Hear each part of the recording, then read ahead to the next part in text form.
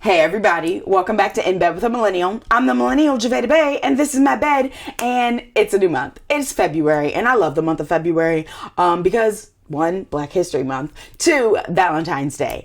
And some people, not fans of Valentine's Day. That's fair. We're all different. It is a capitalistic commercial holiday, but I choose to look at it from a different viewpoint, and I'm like, no. Valentine's Day is a day celebrating love in all its forms. And hello, I'm a Pisces. I'm a hopeless romantic. I love love. And because of that, this month I am focusing on talking about Valentine's Day specifically, and then also just like relationships and dating, because that's kind of what this month is about. From a sex ed standpoint, at least like that sex ed standpoint. There's also like the Black History Month sex ed standpoint, which I'm also getting into on my social media this month. So like, tune in. But right now we're focusing on Valentine's Day. And specifically today, I want to talk about why you actually need to be asking your partner to be your Valentine. So let's get into it. All right, Jave, why do I need to ask my partner to be my Valentine? I'm so glad that you asked. There are three specific reasons why I say that you need to actually ask your partner to be your Valentine. And the first one is the intentionality aspect. Intentionally asking your partner to be your Valentine is a very, very, very clear, blatant example of like being intentional in a relationship. Like you're actively putting thought into something ahead of time regarding your partner that shows them like, oh my gosh, like I was thinking about you. Like I actually like put thought into it, especially if you happen to be in a relationship with a woman, someone who is femme presenting or femme identifying. Actually being intentional in a relationship is so important because most women have been socialized to think about others always, all the time. And so they do. And it's not always reciprocated. So being intentional and actually asking your partner like, hey, will you be my Valentine this year?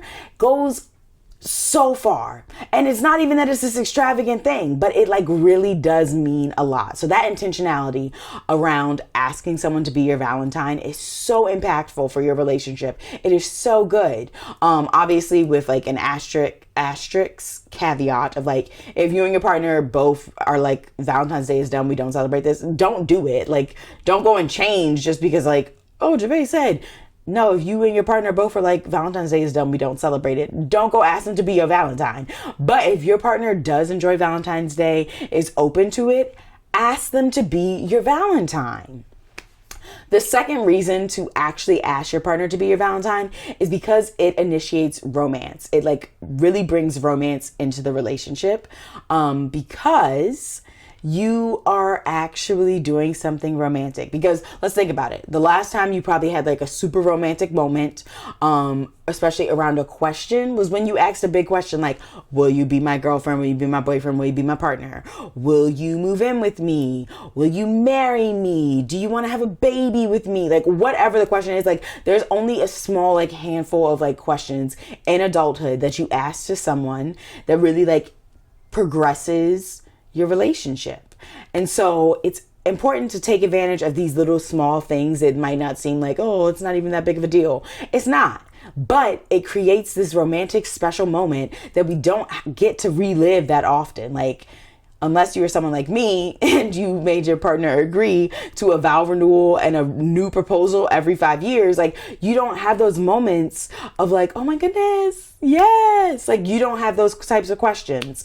And so will you be my Valentine is an opportunity to recreate that romance every year without having to go and like buy a whole new ring, plan a wedding, do all those expensive things. And you get to just like keep it low key, but have like this special moment that you create. And so that's another reason, the romance that comes from it, the romance we get to remake that we attach to other big relationship aspects, that don't have to be that big or monumental. And if you're in a newer relationship, this is a great way to like still have that type of moment without having to be like, I guess I'll ask them to move in, or I guess I'll ask them to marry me, or wild thought, we keep it low key and we just ask them to be our Valentine, in a nice, cute, romantic way that they would enjoy. And the last reason that I say that you should ask your partner to be your Valentine is because if you don't, someone else will. One thing about me, if I see a baddie, I'm like, will you be my Valentine? I be, oh, I be sliding them DMs and replying to those stories on Valentine's Day. Like, no one asked me to be their Valentine. You are so beautiful. Do you want to be my Valentine?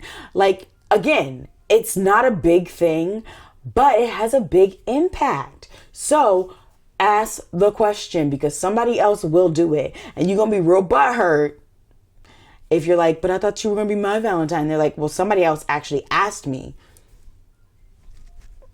Yeah, that's what I thought. So don't sleep on it. Ask them to be your Valentine. And if you're like, Javay, but like, I don't even know how to go about asking them. Do not overcomplicate this. It doesn't need to be like a dance mob or anything like that. You just need to think about your partner, things that they like, and then ask them in that way. So like me, when me and my husband were like in the earlier years of just dating, I asked him to be my Valentine one year, and I made a card. I just like handmade a card with construction paper. There was just like a giant red heart on it. And then I wrote, "Do be my Valentine." So DOOBIE, my Valentine. And then I put a pre-roll in it because the green good is important to us. And so that is how I asked him to be my Valentine. It was very much on brand for him. It was like cute because it was like this handmade thing for me. We still have the card. We still have that card that I asked him to be my Valentine with.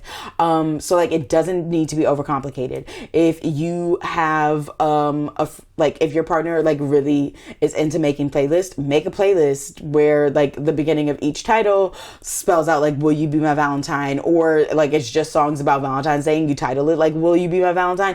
Whatever you like think, but like, that's a great way for music lovers.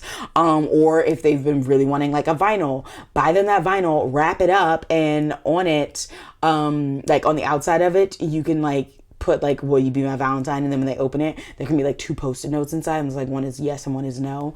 Whatever. There's so many options in terms of ways that you can ask someone to be your Valentine, and it doesn't have to be overcomplicated. You can keep it simple. Hello, I just made a card and put a pre-roll in it. But do ask. Just do the asking. And also make sure you're asking in advance. Don't wait till the day of, because again, somebody else could ask before you. So it's the first Monday of February. We've got a whole week and like a half until Valentine's Day. That's ample time for you to come up with an idea and actually like execute it to ask them to be your Valentine. So like, start thinking now, so that way you could do it like over the weekend. Like, don't wait until the day of, and then they're gonna be like, well, I guess we're not doing anything for Valentine's Day because like they never brought it up. Okay, like, come on, get started. We don't be procrastinating when it comes to our relationships and our romance. Like, that's a priority, y'all. It's 2025. We're prioritizing our relationships and loving on each other and spending quality time with each other. So start planning, make sure you ask, and yeah, just enjoy it. Enjoy creating a new romantic moment with your partner and actually being intentional around this repetitive holiday that is very commercial, and you know, all that jazz.